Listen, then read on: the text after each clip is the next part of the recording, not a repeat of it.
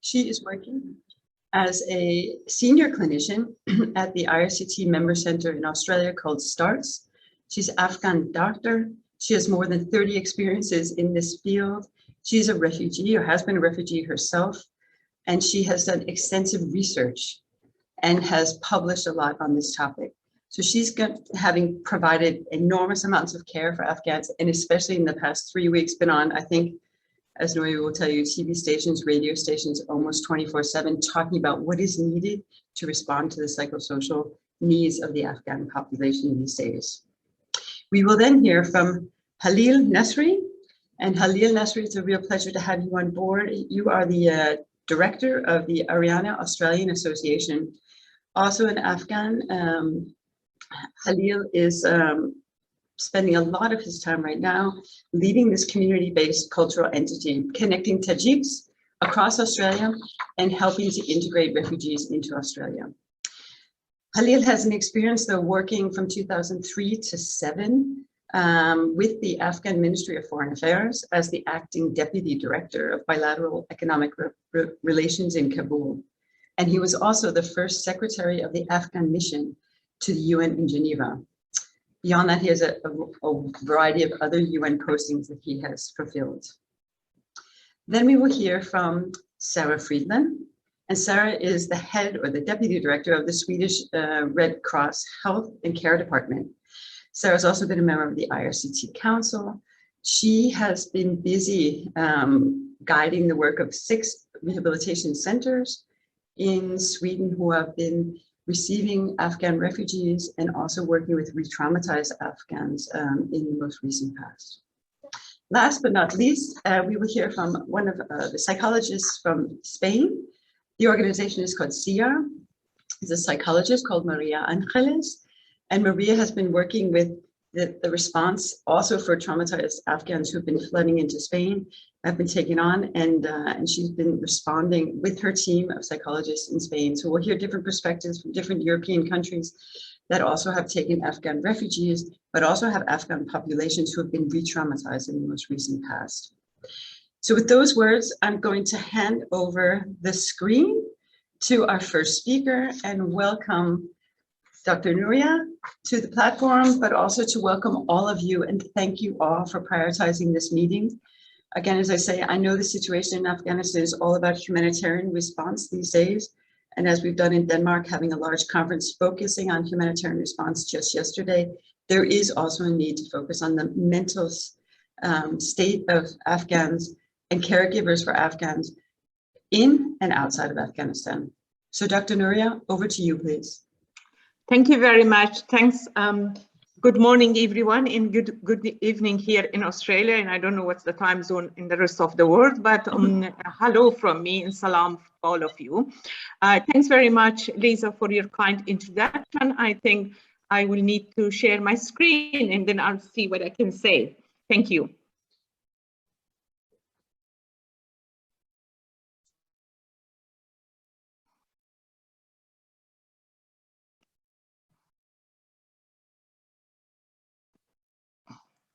Sorry, something happens with my screening. I also have your presentation, Nooria, if you want me to present. No, I have it. I have it. I'm going to share it very soon. Sorry.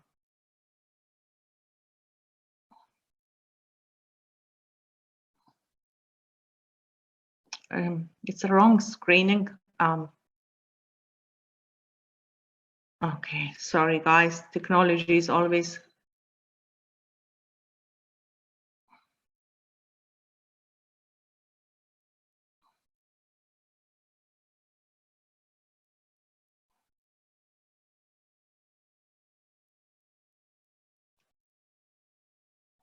Sorry guys.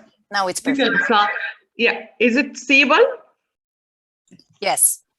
Okay, so I'm going to talk about the psychosocial response to support traumatized Afghans, and I would share SARS experiences with you.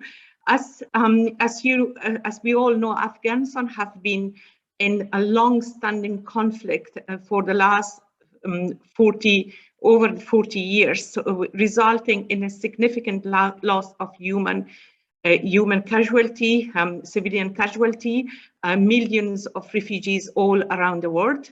Actually changes in the infrastructure in fabric of the society and the whole devastation of the country. But most have done what had happened now in current crisis or taking over of the Taliban for the second time has been described by most Afghan one of the most painful and stressful and traumatizing experience of all. So I'm going to talk about briefly about the impact on individual, family, community in broad Australian society, but then I will in this presentation talk about how SARS responded to this crisis and supported Afghans in this difficult time. So on the individual level, Afghans are shocked in disbelief. Like people don't believe what happened. It's a lot of grief and losses, a feeling of grief and loss because of the loved one that they've lost, but also because of the anticipated grief and loss for those who are caught in the war or in Afghanistan, and they potentially may lose them, but also loss of freedom, democracy, and potentially what country and what would happen in future. Most of our clients are re-traumatized and their past experience are triggered, not only their experience of prosecution by the Taliban, but all the experience that they had it even prior to that. And PTSD symptoms are intensified. And specifically for most Afghans, as the rest of the world was shaken by the seeing images of Kabul airport that people are desperately trying to get out, people found that really, really distressing and difficult. Afghans are furious, resentment and survivor guilt. We're safe, but not our family. And there's a lot of anxiety and depression, and specifically concerns about loved ones who are in Afghanistan, financial support them. And then people who are seeking asylum and temporary protection visa holder are further uncertain about their future, and they don't know what would happen to them, but also to their loved ones, and confused and uncertain. It's a lot of fear of what's going to happen, and plus sleepless problems. I put sleep problems as separate because it's not only because of PTSD or anxiety or depression. It is also because Afghans stay awake and so they can catch up with their families because of the time zone in Afghanistan, but also scattered families that are all around the world, but also to hear the latest news about their country from Al Jazeera or from anywhere from the world. At family levels, for Afghans, family is not just the nuclear family, but it is the extended collective family, and families are scattered all across the globe. So they've been in contact with their extended family, both in Afghanistan, but also statewide in Australia, but other part of the world, and obviously exchanging information, updating stuff, while they're grieving together, but also this exchanges of information and stuff can be quite intense for them, and it creates additional level of distress for the families and psychological stress as well, and financial stress to support their loved ones. And because for a while we couldn't send money back home because all the banks were closed, but even now it's a just limited amount of money that they can send. But also it's hard for them because of their own financial circumstances to be able to provide that money as well. And then the community, Afghan community has been divided, and this division has had impact on families, on children, specifically in mixed marriages. There's a lot of marriages between Tajiks and Pashtuns and some other ethnic groups.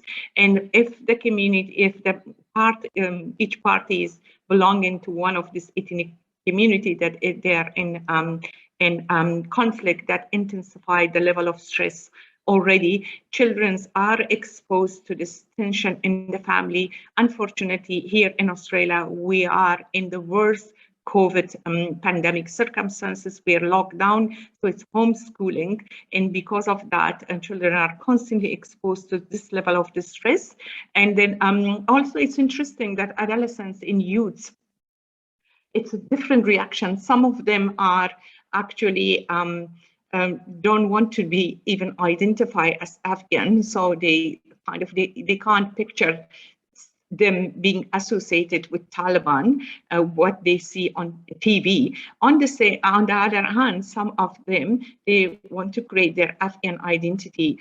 First, second and third generation of Afghans have been actively involved in kind of fighting against Taliban by participating and signing petition or media or social media and Facebook, Instagram, and so on. So, and that's the impact on families. In terms of community, one of the biggest impact on Afghan community was, in addition to everything else, was taking down the Afghan flag. Most Afghans consider this as an attack to our dignity, pride, and identity. In Afghan community is, although they are divided across the ethnic, religious, linguistic, and political lines, but they're mostly united against the Taliban. However, there are a number of Afghans that they are still supporting Taliban for whatever reason that they have. We need to bear in mind that all ethnic groups are affected by what had happened in Afghanistan, regardless of their background. But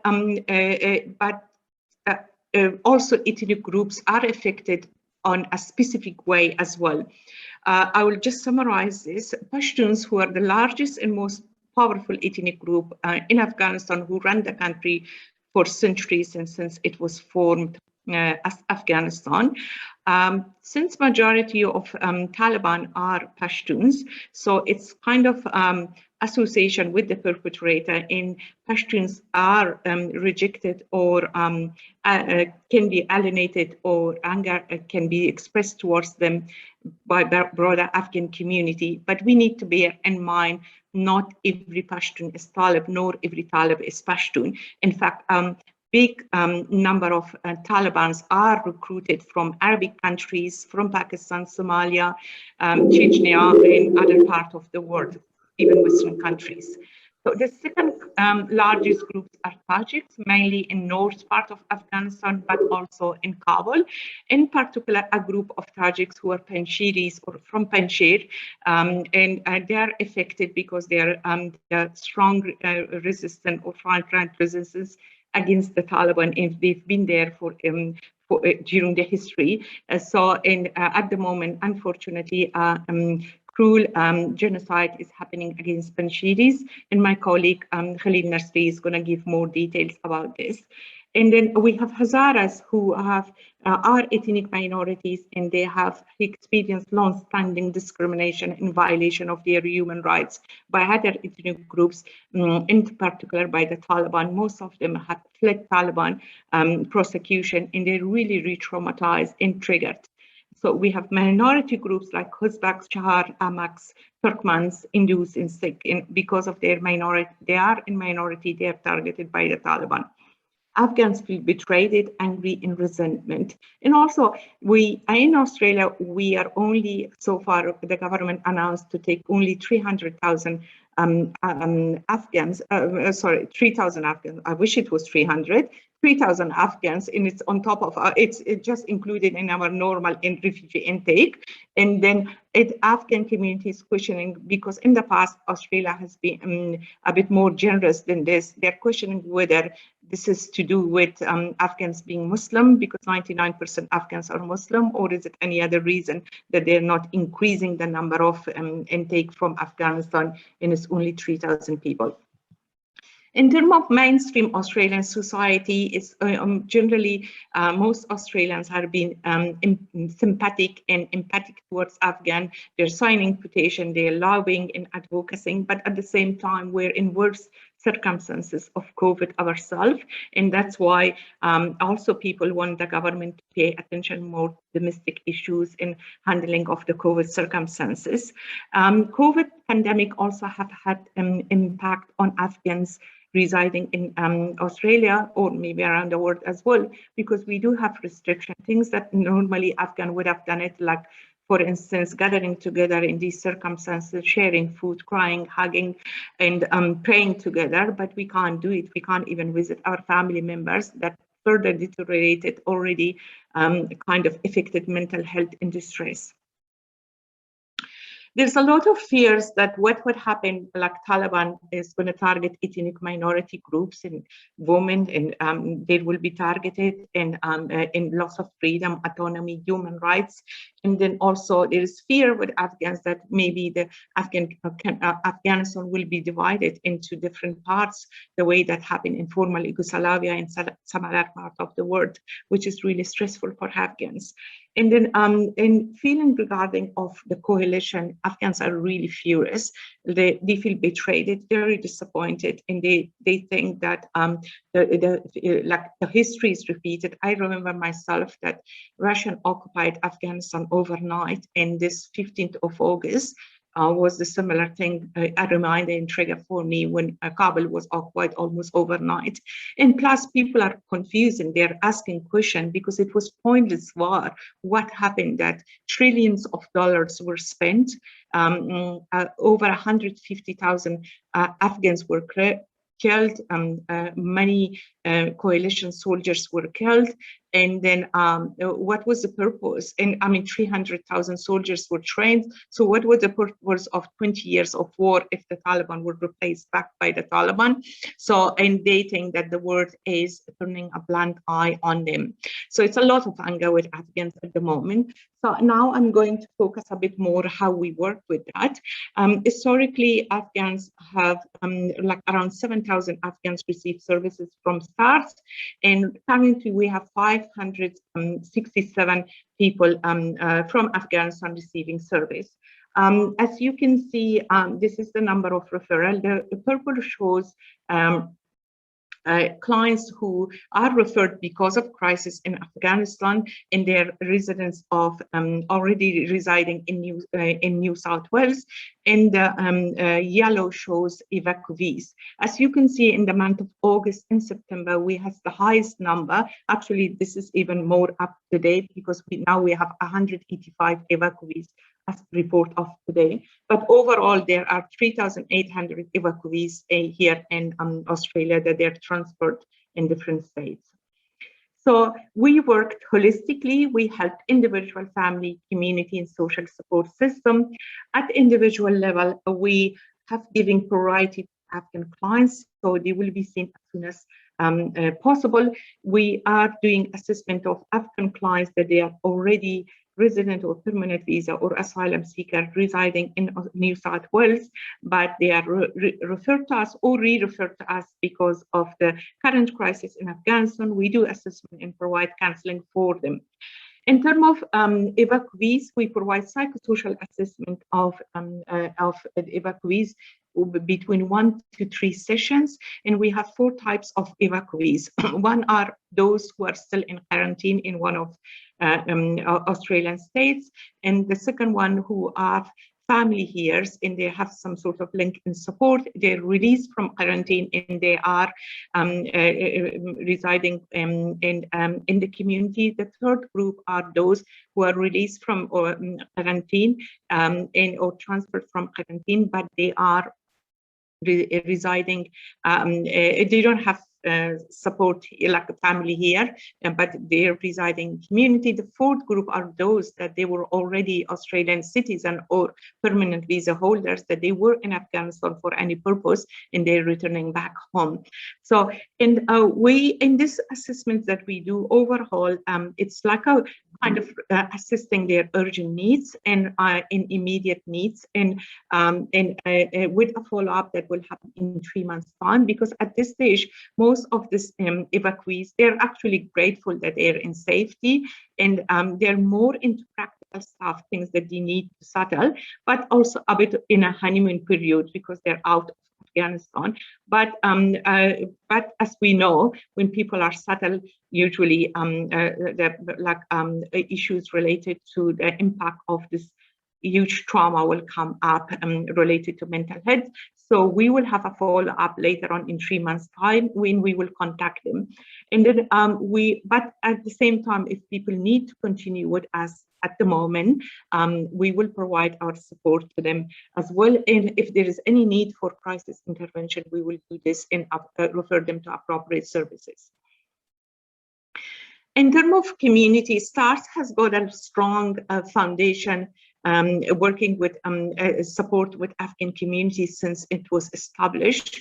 Based on that foundation, we were able to support Afghan community, all different ethnic groups, where we provide, like we're constantly in consultation and partnership with Afghan community, providing advice on organization in media, in other issue, trying to lobbying in advocacy on their behalf, and also trying to help them with influential people in politics, media, and so on, providing training for them, specifically media training, because it's much needed at the moment. We have facilitated a lot of groups also for Afghans, like on self-care, debriefing, and providing a space to talk.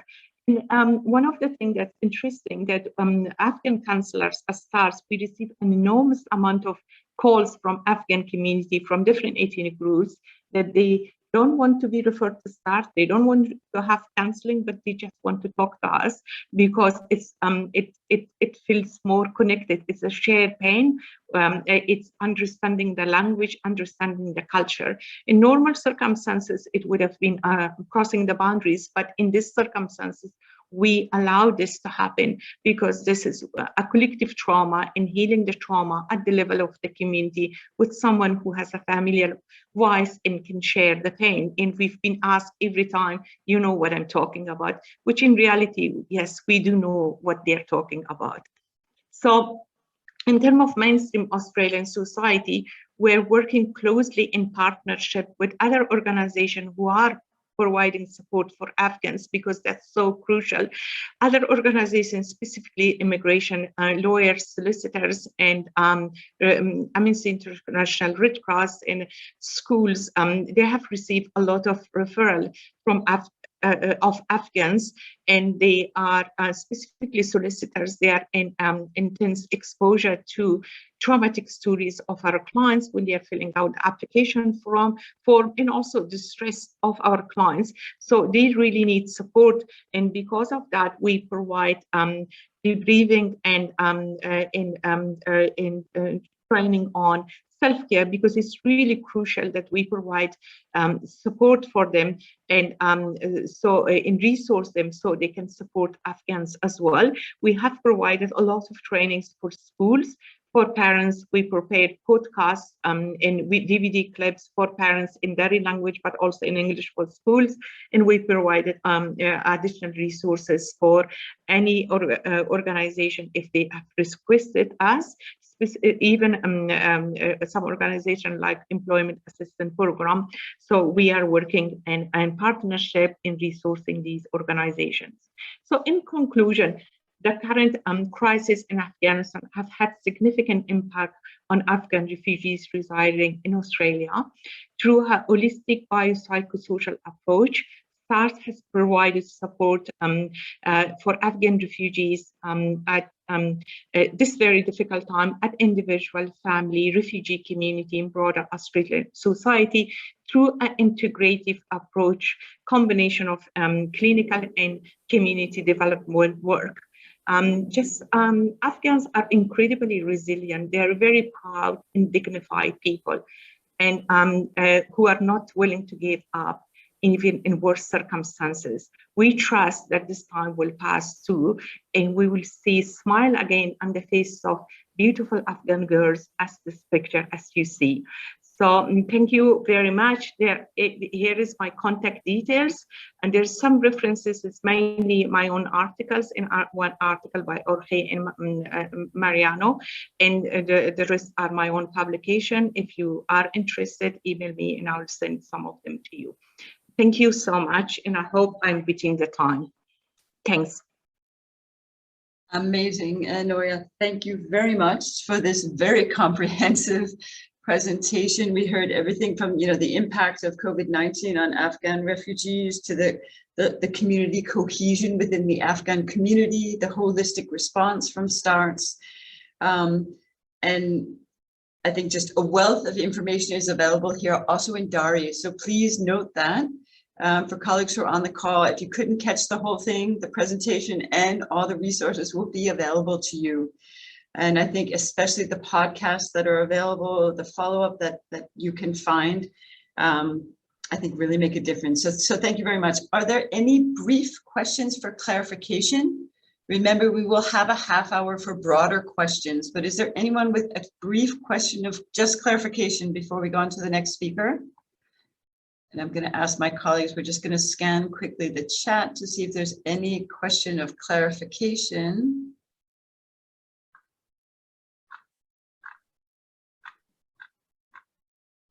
No, it was just actually only a comment from Millet saying, as an Afghan Australian, I'm amazed she categorizes mixed marriages between Afghans. This is a highly, yeah, maybe you can take that comment apart or individually. But it was just from Millet Siddiqui. Sorry. What we can do is, Bertha, I think we'll send that one directly to Dr. Nooria, and then we'll go on to the next speaker. Yes. And then we can have a response directly. Well, I see Khalida Salimi is also trying to make a sign. Khalida, you can unmute. Yes. Yeah, first of all, thank you very much for the Secretariat for arranging such a timely meeting.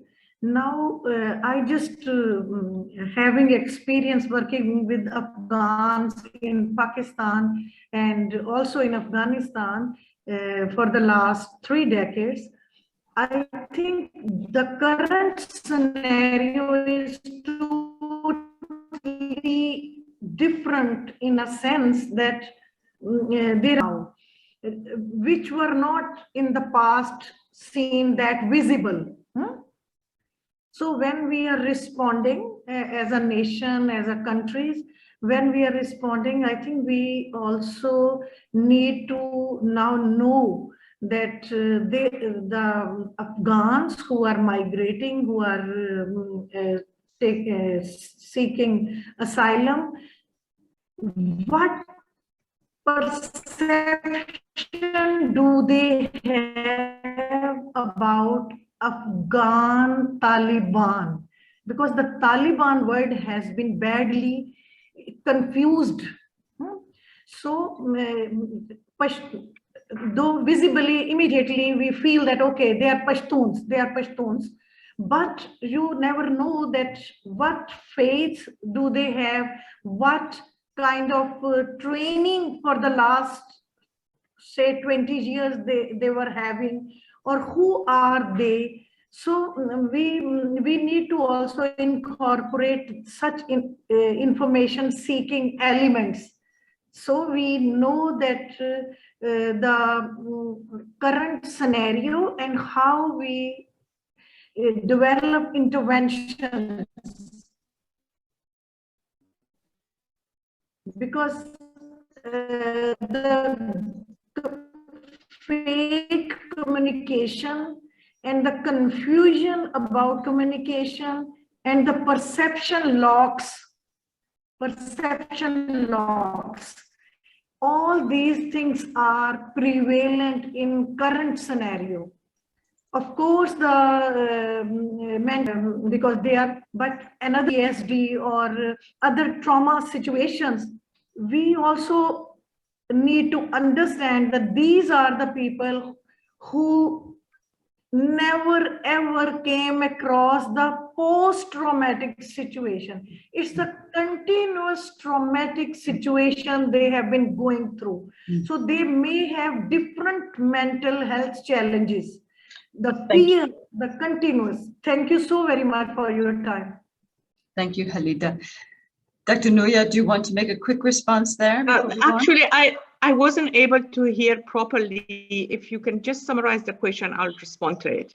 Unfortunately, I couldn't hear it properly. I don't know why.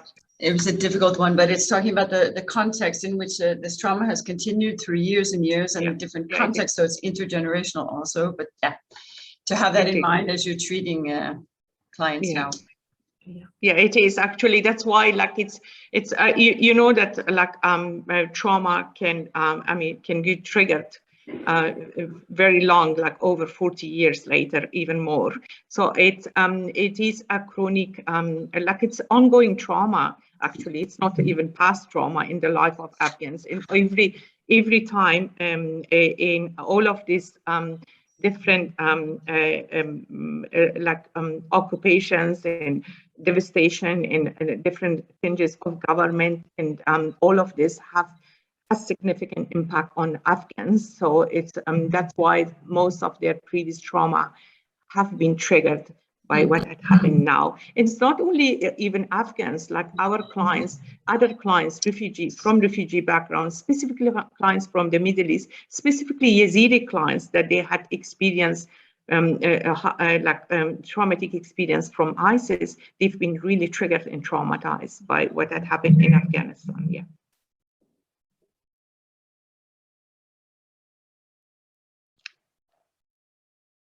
So I'm now giving the mic to Khalil. Khalil, we would love to hear from you, so please step up. And I think you'll be sharing your screen. I do warn that there can come some graphic illustrations now, photos and videos. So again, remember, you may want to look away, but over to you, Khalil. Good morning, good evening, everyone. I hope everyone can hear me well because I'm softly spoken, so I'm told. I will speak slowly, better messaged in relation to simultaneous translation, which reminds me of a couple of funny stories in the UN, but I won't go into that because that's not the spirit of the current forum. I will provide you a brief situation update on the Panjshir and some of the documented crimes that the Taliban have committed. I will start off with potentially a undiplomatic comment, given the current situation. The Taliban, it's quite clear, the Taliban are a terrorist group that will terrorize anyone that does not share their medieval outlook on life. It's quite simple. In terms of, let me just share my screen so everyone can see it. Can everyone see? Yes. Yes. Excellent. So in terms of geography, the Panjshir province is known as the heart of Afghanistan. It's a narrow valley with side valleys emanating from the main valley. In summertime, it's quite an idyllic place for tourists from all over Afghanistan, and sometimes Afghan expats around the world. It's famous for its river that flows right through the valley. As I said, it's quite a narrow valley, so arable land is quite limited. People have to obviously purchase most of their foodstuffs from outside of the province. On the 15th of August, obviously, the Taliban took over most of Afghanistan. The Panjshir province became a bastion of resistance. It did not surrender to the Taliban. As such, refugees from neighboring provinces sought refuge in the Panjshir, as well as former members of the armed forces who had not surrendered to the Taliban. They also went to the Panjshir province to join the resistance. That resistance, in terms of the military leadership, is currently led by this person. This is his dog, which is quite old, like him. But I share this slide because it brings a smile to my face in these tough times. That's the resistance mascot, as it were. At present, the Taliban offensive obviously was quite severe. Having blockaded the province, and it's more than 200,000 inhabitants, including 9,000 or so internally displaced people for more than 3 weeks, where no food, no medicine was allowed to go in. They had cut off telecommunications and internet, so no one was aware of what was going on. They launched a full-scale assault with over 25,000 troops. And currently, they have control of the main road, some of the provincial buildings, and some of the side villages. The resistance forces have opted for guerrilla tactics like they had in the time of the Soviet occupation, and they have retreated to some of the side valleys from where they're launching, obviously, guerrilla attacks on the Taliban forces. During the Taliban assault, when they were pushed back by the resistance, they used young boys as human shields. They went to people's homes searching for weapons or demanding weapons, and if none were provided, they would take away the menfolk, not to be seen again, unless they got very lucky. In fact, my cousin got very lucky because he was taken by one group to be killed, and he was rescued by another group who had just arrived from Kabul. At present, the Taliban do not allow men, those who still remain in the province, to go and plow the fields, as it were. And at nighttime, they come and tell households that they have to prepare food for Taliban fighters, between 20 to 50 people at a time. And if they don't, obviously, they risk being tortured, best case, worst case scenario, disposed of. They're currently occupying people's homes in the province. And even some of their local appointed administrators have now come out and said that, on a daily basis, we go to the mountains and try to talk some of the resistance fighters into surrender. And when we bring one or two down to provincial capital with us, the next day they disappear and Taliban fighters kill them. Why? Because they're Panjshiri and they need to be destroyed. The reasoning behind that is that this time the Taliban were very vengeful. In the late 1990s, the Panjshir province was the bastion of resistance. It was the place that the Taliban never captured, and that eventually led to their downfall. This time around, they were particularly brutal because they wanted to break the pride and the will of the Panjshiris to resist. But that resistance is alive and well, not only in the Panjshir, but also in the district of Andarab, which is the neighboring Baghlan province, where, in fact, last week, the Taliban killed a doctor and his extended family of 14 people, including little babies, because he had treated some of the wounded resistance fighters. I haven't put their pictures on here because I got them late. Whilst the Taliban offensive was going on, they deliberately shipped quite a number of men, bundled them into trucks and shipped them to an unknown location, later to be shoved into shipping containers and then set alight. I have had a second-hand account of my auntie who currently resides in Kabul, and one of the relatives had told her that he had gone to these containers to identify a loved one, and obviously he's in shock. All he can say is the stench,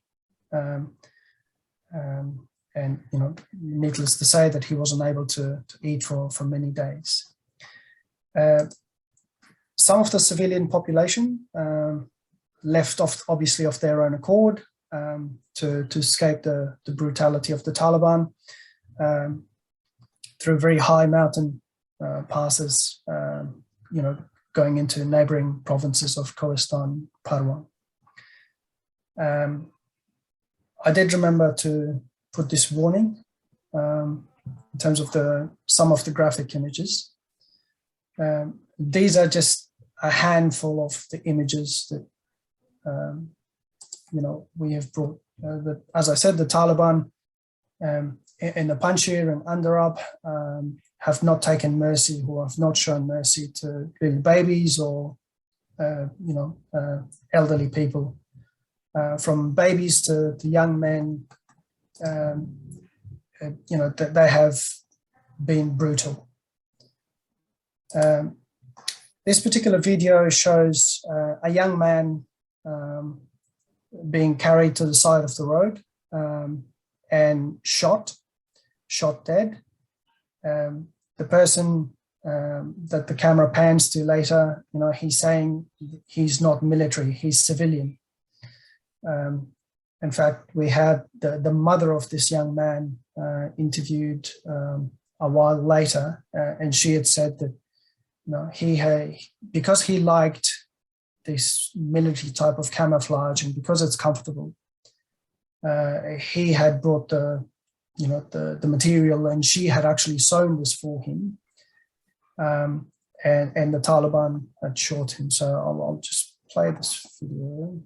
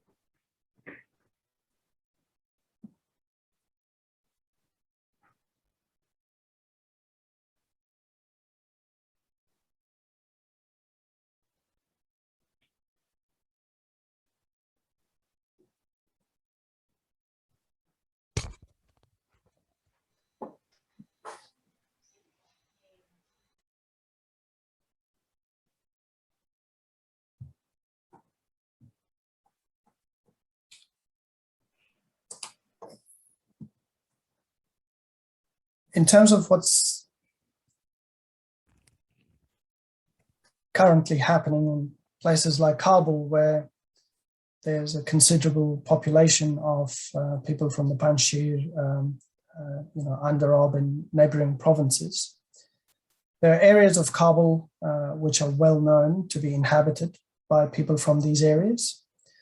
And on a nightly basis, we have Taliban groups like this knocking on the door and taking away 10 to 20 people at a time, tying their hands and killing them. These are the reports that we're getting on a nightly basis. This is another video which shows 4 young people from the Panjshir in Kabul who have been taken from their homes, their hands tied behind their hands. They're shoved into the boots of these 2 cars and taken away to be killed.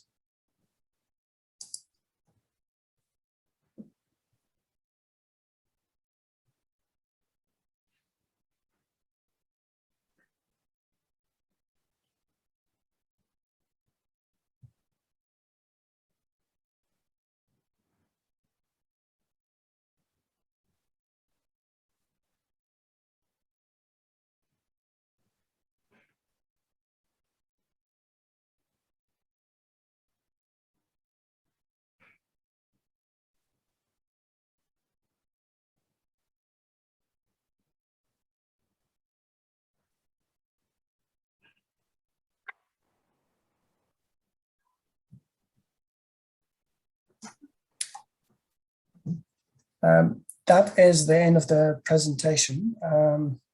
As I said, during the Taliban offensive, they had blockaded the province. It's only now that the Afghan Red Crescent Society has been able to get in, and they've only recently recovered the bodies of more than 300 civilians that were massacred, and are currently trying to identify them.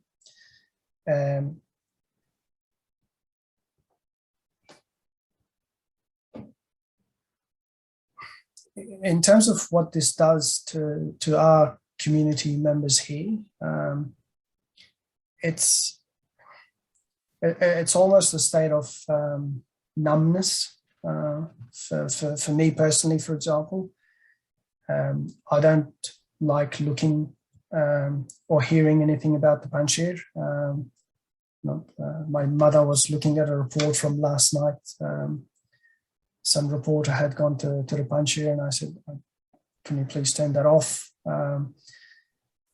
Broadly speaking, members of our community, culturally, we're very reluctant to seek assistance in terms of mental health issues and so forth. And I think that has a huge bearing, especially for our community organization, our members here who are well established in Australia.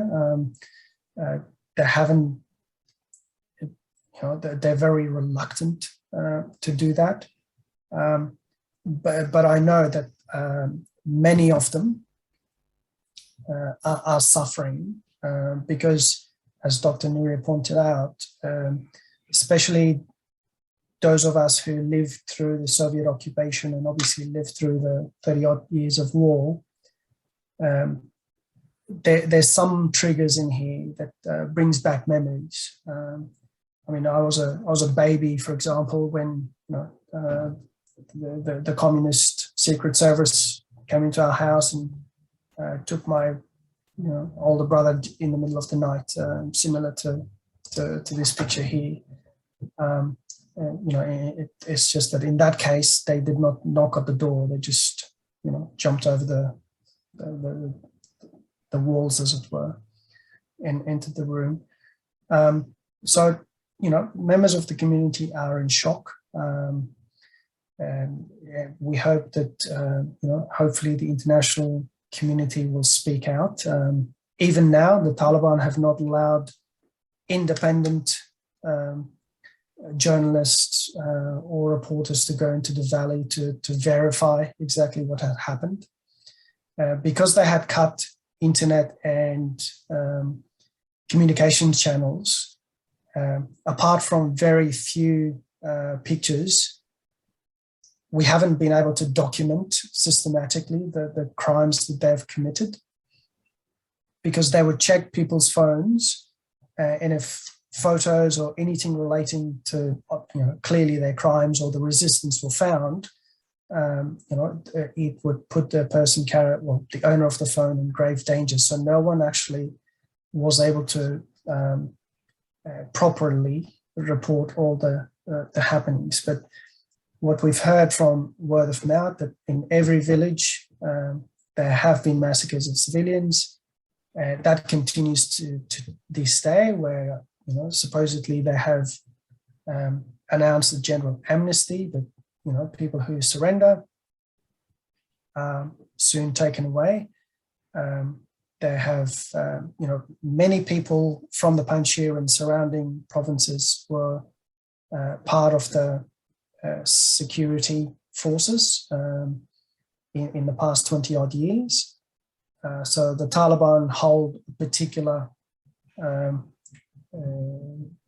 gripe against those people, and as I said, currently are actively hunting them in Kabul, in other provinces. We have heard of many who have received calls saying, "We know where you are, come and surrender." That's the best case scenario. Worst case scenario is they actually do know where they are and go looking for them. Many are having to move from house to house in order to avoid being captured. So it's a life of anxiety for people inside Afghanistan, and it's a life of anxiety for us in places like Australia, because, you know, again, personally, I have 6 or 7 cousins who are in this situation currently, moving from house to house on a nightly basis, and I have one other who is, you know, who hasn't given up. In, you know, he is with the resistance forces. So all in all, it's a dire situation, and I hope that the international humanitarian movement will speak out and put, you know, and hold Taliban to account for what they have done, because some of their actions are in clear breach of Article 7 of the Geneva Conventions, and are not short on war crimes. And, you know, they need to be held to account. Humanitarian assistance need to be provided to these people as an urgency, but I think the international community and the UN needs to be very careful not to allow the provision of humanitarian assistance in any way, shape or form to give legitimacy to a terrorist regime, to a terrorist organization that is still terrorizing people who do not share, as I said, their medieval ideologies, and, you know, who are hell-bent on returning Afghanistan to the dark ages. I will stop at that, and hopefully we can have some interactive discussions. Thank you. Khalil, thank you very much, also for your courage in inviting us inside to see from your perspective and hear about your family members, and also your direct appeal to the international community. It's interesting, yesterday at the conference in Denmark at the Danish Institute for International Studies, the Danish Minister of Foreign Affairs of Development was actually asking and saying he would watch the actions of the Taliban. Their words are one thing, but their actions, and I think we see some very clear actions right here on the screen today of the human rights abuses that are being perpetrated, which would also be a natural part of the work an organization like IRCT would be doing. But collecting evidence is exactly one of the big hurdles we're facing now. I'm going to go on though. Thank you very much, Khalil. Now to invite Sara from the Red Cross to the screen. We'll hear from Sara, and then we'll hear from Mariángeles, and then we'll open. So it's 10 minutes short interventions, the next 2. And then Khalil, we will we'll come back for the questions in the last 15, 20 minutes, hopefully, of our webinar. So please, Sara, over to you. Thank you, Lisa, and thank you for organizing this webinar. And I think Berta will help me to show my presentation. But before, I just want to say a few words and say that it's been very interesting to listen to these other presentations, but also touching to hear and see Khalil's images here. It brings me back. I lived in Afghanistan 2008 and 2009, working for the Red Cross, the ICRC Protection Department, working there and also documenting violations at the time. And I think we've all followed what happened in Afghanistan. It's a concern for all of us. And of course, these personal also feelings makes it important to follow what's happening to friends and colleagues that are still remaining there at right now. But I will try to, because I was touched, Khalil, by your images, but I will go on to my own presentation now and also give you a short picture from Sweden, what we meet among patients in our treatment centers and other persons from Afghanistan that are contacting us at the moment. And although focusing on psychosocial support, I will also make the link to these protection concerns, but I think they go hand in hand. This is just a short background for those of you who may not know. I mean, the Swedish Red Cross, we have 6 treatment centers in Sweden who are all meeting patients who have been exposed to trauma linked to torture, armed conflict, or migration. And you see some figures from last year where we met around 1,500 patients in our treatment centers. And apart from treatment, we also carry out psychosocial support activities focusing on children of our patients and their parents. And in our teams, we have a bit more than 80 full-time staff members from various professions working this interdisciplinary holistic approach. And we also have around 70 volunteers. And the volunteers are working primarily with psychosocial support activities for children, and also volunteer doctors working with the Istanbul Protocol. You see our top 5 countries amongst our patients, and that's the image I wanted to share with you here. I mean, Afghanistan has really been, or persons from Afghanistan has been our largest patient group for a couple of years now, so also at the moment. So most of the patients we meet come from Afghanistan. It can look a bit different in our different centers, but this is really, I mean, the country of highest concern for us. And you can go on, Berta, to show this side. And what are we meeting then? And I also wanted to, it's been mentioned before by other presenters here.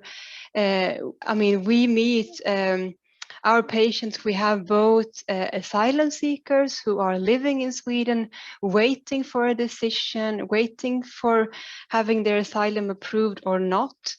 We have patients who have received a negative decision and they are waiting for deportation. And we also have those patients who lived here for a number of years who have residence permits or even citizenships and who are living in a more stable situation. And what we are meeting, I mean, I think Dr. Nooria, we share a lot of the same images that you shared already, so I don't need to repeat all of that. But of course, these acute stress reactions that we see right now, crisis reactions amongst patients with family members or loved ones remaining in Afghanistan.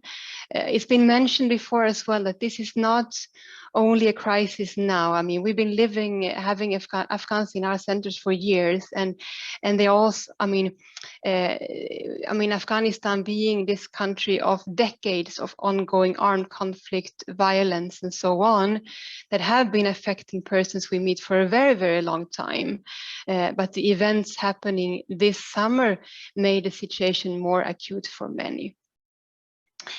So we see all these crisis reactions, and of course that is to be handled by the team, by our clinical staff as part of their ongoing work to provide psychosocial support and rehabilitation to our patients. We also see a lot of questions coming up that I wanted to focus on a bit more, because we know that all of these questions that people have are aggravating the stress and the concern that they are feeling. I mean, these are questions linked to asylum. People are worrying, I mean, will they be deported or not? And we know that Sweden only a couple of last months ended all deportations to Afghanistan temporarily, and we don't know how long that stop will be in place. So people who are living here with a negative decision, waiting deportation, they are concerned about that, not knowing what will happen with them. There are also a lot of these ongoing asylum cases where people are waiting for decision. That, I mean, the worry, what is going to happen? What kind of decisions will be made? Will the Swedish Migration Agency change their policy on Afghanistan in terms of protection concerns? Who is going to be sent back and not? So that's aggravating all the questions people are having. And also linked to long-term solutions. I mean, Sweden now, as a norm, grants temporary residence permits, not permanent ones. So even if a person is granted a temporary residence permit, that might be for 1 year or 3 years, and questions remain what's going to happen after that time period has expired. So questions linked to asylum and also questions linked to restoring family links. All of those who live here that we meet, they might have family members, other loved ones back in Afghanistan. There might be separation, more acute now this summer, where people remain without news. It might be difficult to reach family members, and they're worried about that not receiving news. We also have ongoing family reunification processes that have been stopped, basically. It's difficult for families to apply for family reunification because embassies are closing down in Kabul, and also practical and logistical questions linked to travel for those who have received and been granted a family reunification visa. And all of those questions also come to us in our treatment centers. And this is really where we see then that this psychosocial support and restoring family links goes hand in hand. We know that having correct information and also sometimes practical assistance can alleviate suffering and distress. And here I think we have the advantage of belonging to the Red Cross. We have our own migration advisors and legal advisors in-house that are connected to our treatment centers. So that's a knowledge resource we can draw on to get advice from our colleagues in other departments to support our patients. We also see the crucial role here of our social workers. Our social workers that we have in all of our treatment centers, they are sometimes a bit the navigator, the person who helps the person to navigate in the network of issues that are surrounding them, apart from the actual treatment. And when these things come up, these acute questions and so on, where people need help to navigate, where can they find answers? Here our social workers play an important role. I can specifically mention also when I talk about our population group, we meet children, youth and adults, and during 2015 and 16 we had quite a large influx of unaccompanied minors, many of them coming from Afghanistan or with origin in Afghanistan but having lived in Iran for a very long time or sometimes all of their life, and also these unaccompanied minors who are alone in Sweden without this family network. We meet specific questions now linked to them, many of them being, youth or young adults needing to navigate and to get support linked to their situation here, but also similar there to re-contact their families and to give advice on what's going to happen with them and so on. Now you can exactly the next one. And our response there, and the colleagues speaking beforehand about Afghanistan, what's going on in the country, knowing this much more than I do. But here, of course, we rely a lot on our network, our Red Cross and Red Crescent network in Afghanistan, where we have both the International Committee of the Red Cross working and the Afghan Red Crescent Society. And they are continuing their work at the moment, although being difficult with challenges and so on for the staff members and the volunteers, but they are continuing and they're trying to scale up also activities in some areas, increasing, for instance, the number of supported health structures, because we know that work in health and health structures is crucial, also to avoid separation and to avoid that persons go missing, basically, in case of death. We also support our colleagues in Afghanistan to, again, re-establish a lot of their activities that have been prevented right now. And it's about, again, getting access to detention and to continue work to connect separated families across borders, including then immediate needs to reunite children with their families. And here in Sweden, then we are continuing on our side, our work.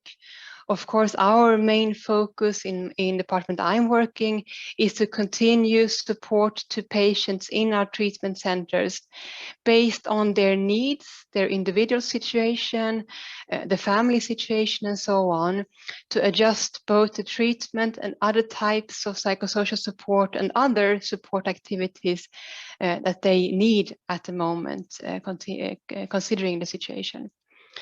We are also within our organization scaling up our migration work. We are scaling up our migration hotline because this is both for our own patients, but also for other Afghans living in Sweden who contact the Red Cross because they have questions. Trying to provide answers as much as we can linked to the situation in Afghanistan, linked to migration issues and what we can do and what others can do, developing questions and answers for persons here. And we are continuing our work with restoring family links, opening up new tracing cases for persons who have been separated at the moment to try to work on those cases. And also we are cooperating a lot with other organizations locally in Sweden to see really who is doing what and how can we together support the patients we meet, because we know that they are patients in our centers, maybe 1 hour or 2 hours per week, but the rest of the time they live in the local community and they need other organizations and networks supporting them. And here we can work with them to see who is doing what and what kind of psychosocial support can we all provide to this population. And again, highlighting unaccompanied minors who might be specifically vulnerable here and who need support from quite a robust network of actors that are working together. I think I will stop there because I only had 10 minutes, so I will rather leave the floor to the next speaker. Thank you, Sara. Again, an amazing, comprehensive response, and especially this thing of setting up, hotlines, reaching out to family searching, this kind of connection. I think super important points you're making here. We go rapidly on to Mariángeles. She is a psychologist working in a center in Spain. And Mariángeles, 10 minutes, please, because then we can save the last 10, 15 minutes for questions. So over to you, please. And if you need interpretation, please hit the interpretation button at the bottom of your screen.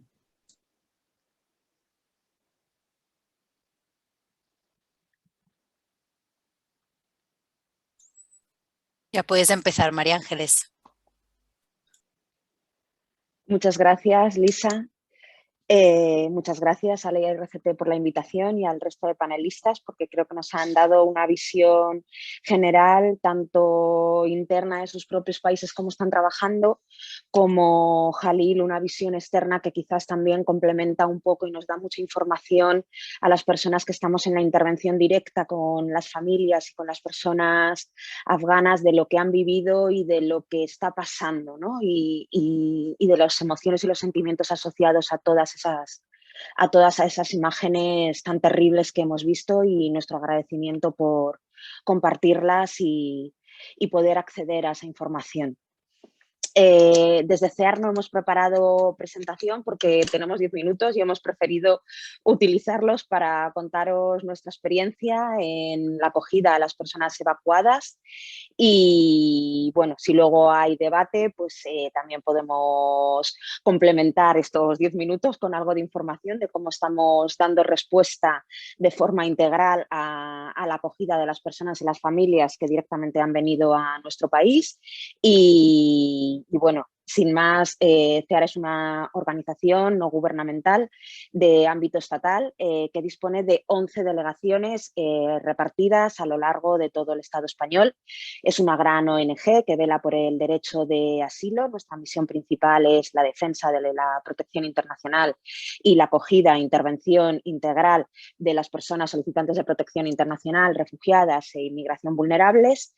Y en el marco de ese trabajo que realizamos, hemos participado junto con otras organizaciones, entidades estatales en la operación Antígona, que ha llamado así el Gobierno, en colaboración con el Gobierno español y con el Ministerio de Asuntos Exteriores, el Ministerio de Inclusión y el Ministerio de Defensa. La infraestructura tuvo que realizarse en tiempo récord, se realizó en la base aérea de Torrejón de Ardoz, que es una localidad a las afueras de Madrid, y con la ayuda del Ejército Español y con ayuda de la Cruz Roja se instalaron unas carpas con aire acondicionado, puesto que era agosto, carpas para los menores que pudieran jugar, baños, bueno, podemos imaginarnos un poco toda esa infraestructura, comedores, también carpas sanitarias para realizar todos los test de antígenos y PCRs para las personas, poder ver si tenían COVID o no y en función de eso poder hacer las derivaciones oportunas y las cuarentenas oportunas, con lo cual el dispositivo y la infraestructura realizada en tiempo récord ha sido intentar dar respuesta a la situación de crisis que se nos presentaba. Y según los datos han llegado evacuadas a España 2.000 personas de Afganistán, repartidas en núcleos familiares que, como ya han dicho, son bastante extensos. De esas 2.000 personas, unas 305 han decidido irse a otros países y en España se han quedado unas 1.671 personas. La mayoría colaboradores del Ejército Español en distintas funciones o de la Embajada. Y 105 han sido derivadas al sistema de asilo ya de CEAR. CEAR dispone, al igual que otras entidades y ONGs, de un sistema de protección para las personas solicitantes de protección internacional que depende del Ministerio de Inclusión y que se reparte en dos fases. Una primera fase de acogida, que se distribuye en pisos o en centros de acogida, y una segunda fase que llamamos de inclusión, de cara a la autonomía de las personas, que ya es fuera de los centros, con prestaciones económicas y con ayuda interdisciplinar, integral de los profesionales y las profesionales que componen CEAR. Nuestro trabajo principal en este sentido es el acompañamiento a las personas solicitantes de protección internacional a lo largo de todo el proceso jurídico hasta la resolución, para que reconstruyan pues, el proceso vital que el exilio ha roto en sus vidas. Con todo este panorama, estas 105 personas tuvieron que trasladarse. Nuestras compañeras de acogida, algunas están conectadas y pueden participar y contarnos más detenidamente la respuesta que pudieron dar en la inmediatez a esta crisis, entrevistar a las familias y en función de esas pequeñas y breves entrevistas distribuimos a los núcleos familiares, priorizando que fueran a pisos de acogida y no a grandes centros, para en este inicio poder ofrecer una mayor respuesta de seguridad frente a toda la incertidumbre externa que estaban viviendo. Nuestras compañeras en la base aérea militar de Torrejón realizaron los acompañamientos en autocares hasta estos pisos o a estos centros para facilitar esa sensación de seguridad y al mismo tiempo ir vinculando y conociendo a las familias y a las personas. Recordemos que algunos de estos núcleos familiares trabajaban de intérpretes, los hombres, de traductores para nuestros ejércitos o en la embajada, con lo cual era a veces accesible en algunos casos la comunicación. En otros muchos casos no era posible la comunicación. Pero tenemos que destacar la respuesta del equipo de traductores e intérpretes de CEAR, que ha sido el que ha facilitado la comunicación de todas las personas evacuadas en la base aérea. Otra de las ideas principales que teníamos era que en 24-48 horas las personas pudieran salir de este campamento temporal y ser dirigidas a los pisos de acogida para maximizar esa sensación de seguridad. Dado que era agosto, hacía mucho calor y obviamente el campamento en la base aérea no era la mejor acogida que podían tener las personas para su salud mental y su descanso inicial. ¿En qué estado llegaban estas personas? Aparte de muy cansadas físicamente, muy descolocadas, muy desubicadas, muy desorientadas, porque habían pasado por distintos aviones, distintos cambios horarios, y en muchas ocasiones ni siquiera sabían muy bien dónde estaban. Esto, junto al estado de shock emocional que traían, suponía un grave estado emocional y una desorientación y una desubicación importante, aparte del cansancio físico y psicológico lógico de la situación.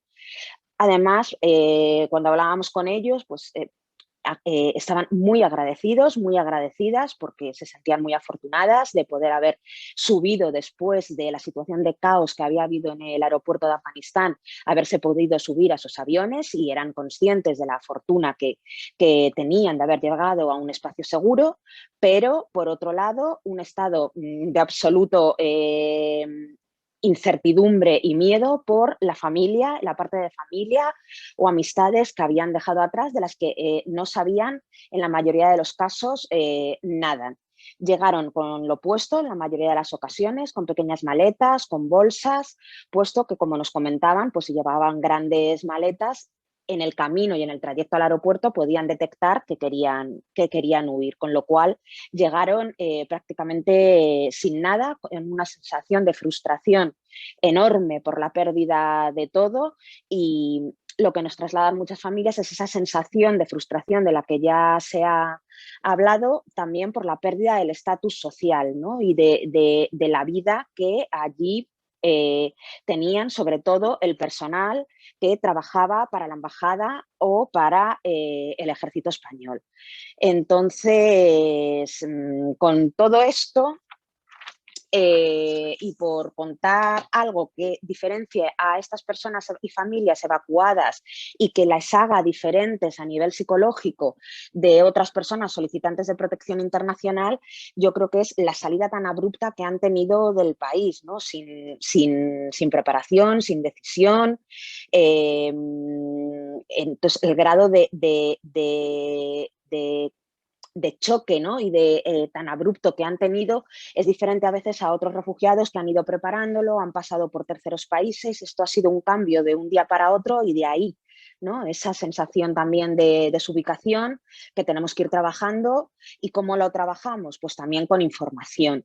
Las personas necesitan información, situarse, ubicarse, tener conocimiento de lo que es el proceso de protección de solicitud internacional, en qué consiste el sistema de acogida, qué pasa cuando una persona consigue esa protección internacional y qué derechos y obligaciones tiene, así como las normas de los programas en los que están de acogida temporal.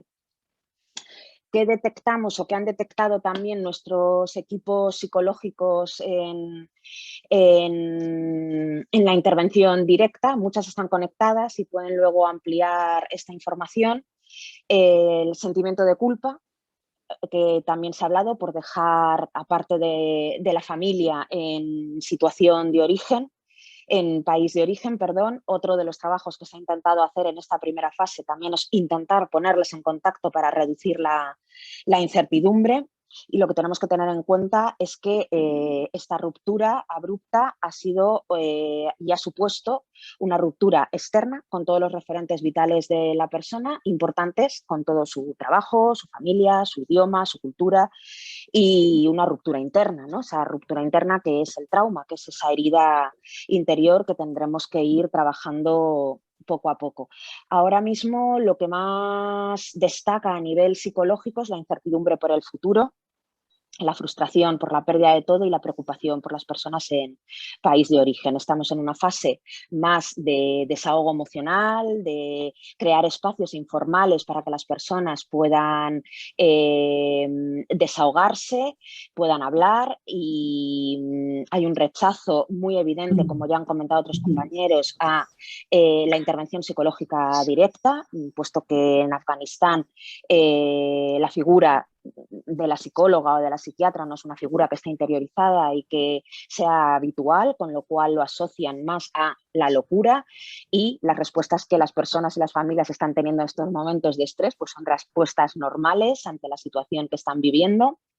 Y y se están generando más esos espacios a nivel informal para fomentar que puedan por lo menos poner palabras, ¿no?, a todo lo que han vivido y tener una narrativa de estas situaciones tan complicadas y además de las situaciones que ya arrastraban anteriormente antes del exilio. También detectamos mucha desconfianza, sabemos que el trauma pues, es una herida muy profunda provocada por otros seres humanos que rompe nuestro sistema de creencias y la confianza y la seguridad en el mundo, y detectamos también mucha desconfianza que poco a poco tendremos que ir trabajando para poder vincular con estas familias, para poder ir trabajando.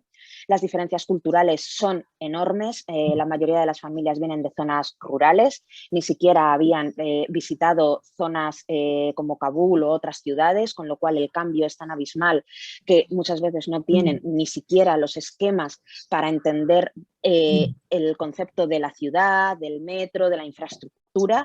Entonces, se debaten muchas veces entre la curiosidad por salir de los pisos y el miedo a salir, y nuestros equipos están también trabajando en ello.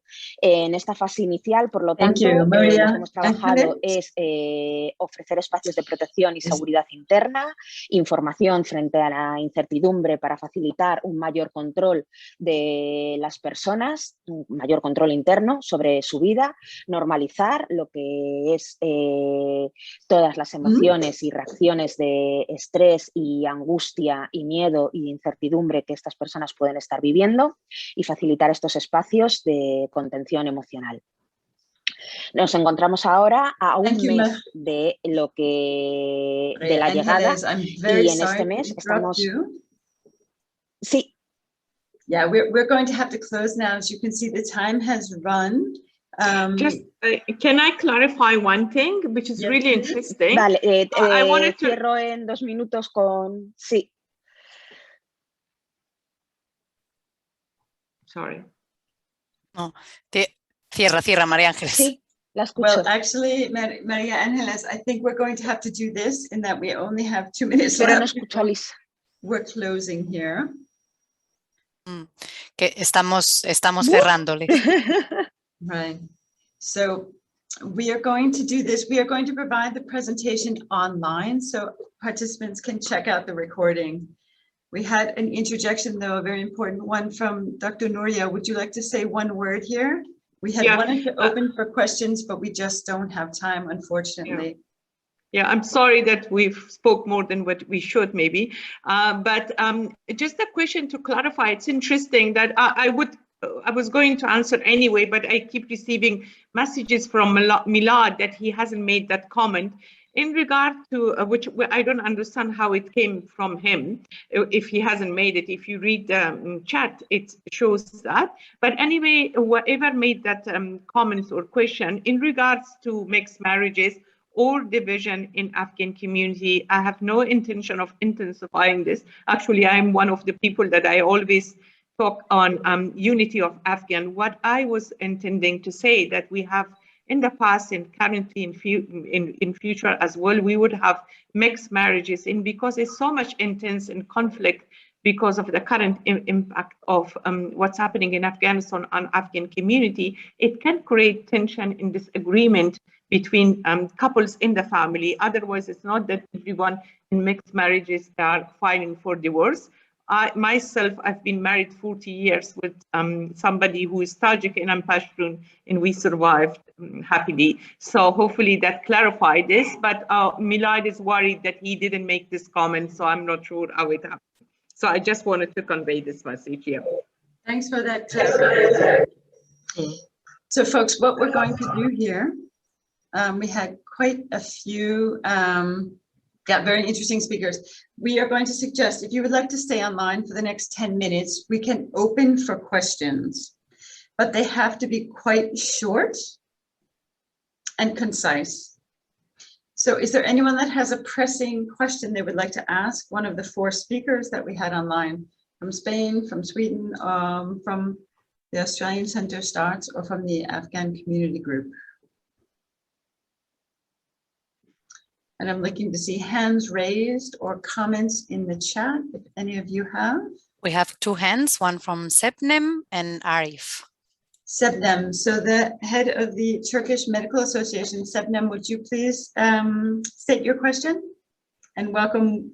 I'm glad to see you with us today, Sebnem.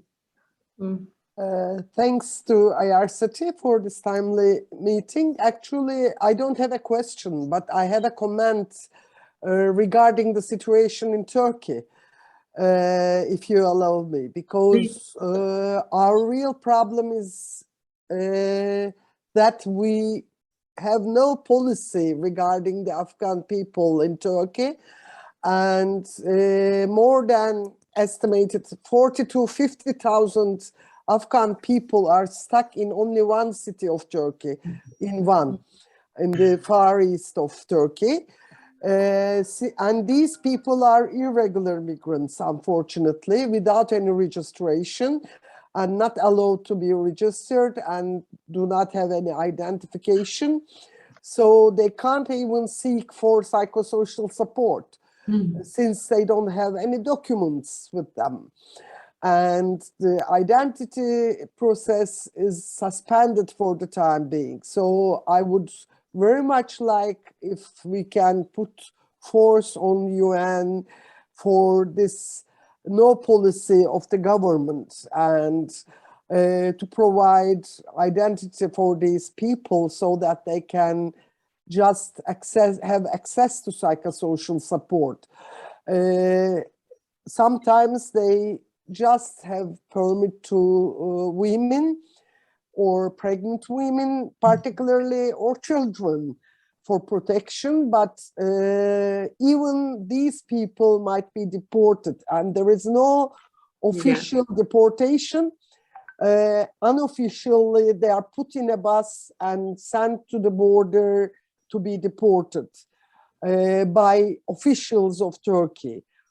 And we could have only one application to the one center, with an extremely sad story. The husband is lost in a bombing. 2 sons have been kidnapped by Taliban forces, and the mother had just fled from the country with a son and a daughter, and the son committed suicide when they arrived in Turkey. So they need psychosocial support, but first they need identification. And UN should just force Turkey for a clear policy of Afghan refugees. That is all. Sorry for taking time. Thank you, Sebnem. That's time well spent and a very clear message. We've heard, just like Khalil's talking about us being encouraged to speak out to the international community and demand a follow-up on the human rights abuses. Here we have a call also to what's going on in Turkey. Thank you very much. Was there another brief question? I think we had one other hand. I don't know if I see it now up on. It was from Arif. So okay. Thank you, Lisa. Thank you, IRCT, for putting this timely presentation. It's great to see that the history of Afghans is not forgetting. Like media, it's in the media. It's no longer a hot topic, but it's great to see organization like IRCT putting this kind of presentation to hear the voice of the Afghan community. I am Hazara from Afghanistan. And it's great to see that Dr. Mehraby and Mr. Khalil was presenting. I make a comment, not a question, but I will be very brief.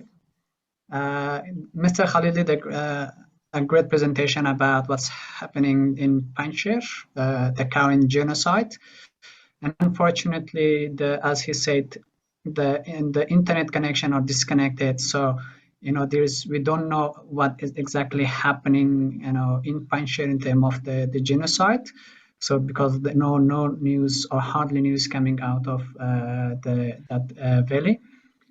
And we also have in other part of Afghanistan that resisting happening against Taliban and their forced occupations.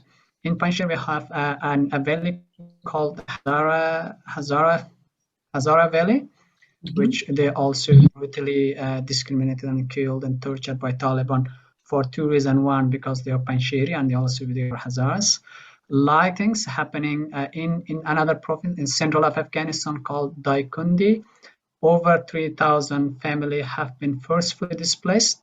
They have been ordered to leave. Their house been burned. They have killed people.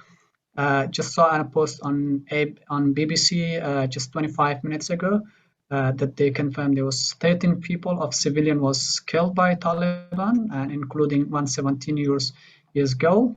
Similar thing happening in other part of Hazarajat, who also actively fighting against Taliban, like the Panjshirs. But unfortunately, there is no media coverage of these people, especially people that have the families that have been displaced, and this family have nowhere to go. They are far from Kabul to go, and they have made their way to the surrounding villages and provinces, but unfortunately there is limited or no international support, no UNHCR or no other organizations, and it's very sad to see, they have no voice. And I think it would have been great that we would have had people to speak on this presentation to make awareness, but I'm recommending that if we have any next presentation, that we should have people to to also raise their concern as well. We have advocates and people who are directly in contact with those families in Australia, that they have their close relatives or some community leaders and academics or people, university lecturers are in contact with those people. Thank you for time. Thank you very much for that. Also very important interjection. And yeah, I agree with you. We wish we could have had even more, especially Afghan voices on the call. As we can see that there's a huge appetite. We've had almost 100 participants throughout this hour and a half, and we probably could have spent another hour and a half and maybe should have. Our apologies for that, misjudging the situation. But we have had colleagues, from Switzerland all the way to Australia, and a variety of countries in between, following the plight of traumatized Afghans, but also learning a lot through this conference today about the pride of Afghanistan people, their cultural way of dealing with the mental stress, the acute situation right now, very much humanitarian oriented, but by virtue of the length of this conflict and the depth of the psychological damage, there's a lot to be taken care of there. But glimmers of hope are still there. And we very much appreciate and hope that this community of, humanitarians, and I would say these are frontline humanitarians, health-based workers who are doing some of the most important work for the long-term solution of the Afghan people, are now applauded. Nooria, would you like to say closing words before we put a brief survey on the screen? Yeah, I'd like to thank all of you for, first for inviting us, and secondly for taking the time to present and for comments, for questions, for everything. As we spoke before, it's a long-standing conflict, and the impact on every aspect has been huge, and obviously the mental health impact is huge as well. But at the moment, we are all trying to support as much as we can with this current crisis, with a level that we contain, validate, acknowledge Afghans, and listen to their pain more than even going anywhere deeper to that level, because that's what most of our colleagues, everyone hearing, we're hearing there, in Afghans are in desperation, and they keep asking us to rescue our family members. So that's the main and huge concern at the moment. But the later mental health impact, we believe from our experiences, will come later on. So we want international community that please pay attention to Afghanistan and Afghan crisis, and we really want this voice to be up and to be raised and be heard in any intervention level, UNHCR, in any other level, and because it is devastating. It's a human rights catastrophe. It's affecting Afghans, of course, inside Afghanistan, but all Afghans, millions of Afghans around the world have been badly affected by that. So I really would like, from the bottom of my heart, to thank IRCT for organizing this webinar and for allowing to raise the voice of Afghans. And thank you very much indeed from all of us to staying so late, those who are in Sydney, but also you guys missed out on your morning coffee, I believe, because we spoke too much. When we start, we can't stop. That's the problem. Amazing finale there. We have all of us, each and every one of us, our job to do. And remember that, you know, each of us, one of our member centers in Nigeria always reminds us, Dr. Uju, we all have spheres of influence, and we're tasked to do something about what we've heard today. So whether small or large endeavors, they're all important. There is one piece though, we would kindly ask you to fill out a survey that Berta is going to put on the screen now. This is for documentation to see, but also so we can learn how we can better do these presentations to more adequately address your concerns. Yeah, and I join you. We strongly believe that even a small step will make a difference. So we must not stop this, and we can make a difference, and we need to restore hope, and we need to believe in the resilience of Afghans as well. So thank you. Thank you very much. Thank you. Lisa, can I quickly add to that? Thank you to the IRCT for organizing this event, and thank you for all who participated. Your empathy and kindness and assistance gives us the strength to continue the resistance, and may God help the people of Afghanistan. Thank you. Thank you.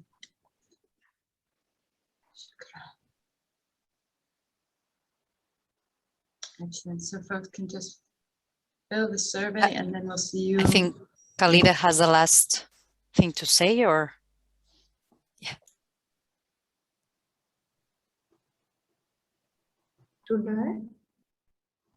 Khalida, do you want to say something now? Yes. Just small thing. Go ahead.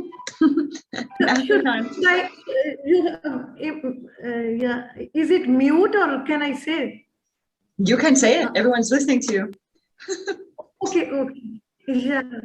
You see, I just want to say about the current scenario in Pakistan, since Pakistan has been hosting for the last 3-4 decades, but now immediately the government policies are now ongoing, and they are having negotiations. But the family members who are married to Pakistanis, and there is a new now emerging trend that the family members are now hosting large number of population who are allowed to cross the border. Our agencies are not stopping them, but still we are waiting for the policy of the government. Agreed. There's a need for policy change, hopefully in Pakistan and also in Turkey. Thank you very much, Khalida. Important points. You're welcome. I'm done.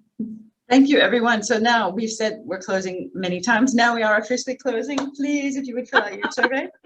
Okay, thank you so much. Next time around. Goodbye, everyone. Bye-bye. Thank you. Thank you so much.